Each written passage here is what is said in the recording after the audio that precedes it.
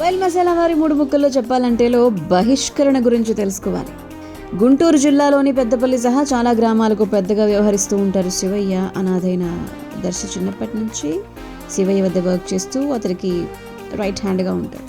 శివయ్య పరపతి గురించి తెలిసినటువంటి వేశ్య పుష్ప అతడితో సహజీవనం చేసేందుకు పెద్దపల్లి వస్తుంది.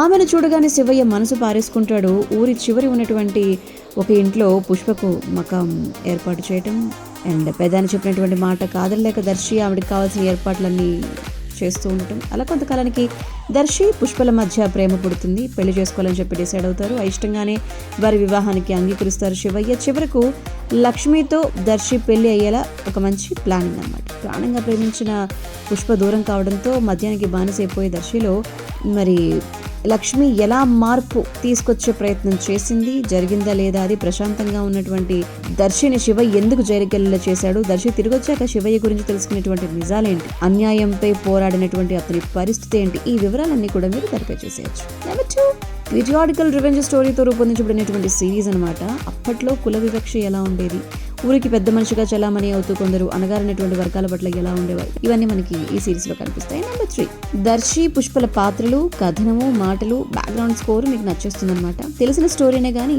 బహిష్కరణ కొంచెం ఇంట్రెస్టింగ్ గా ఉంటుందని చెప్పాలి.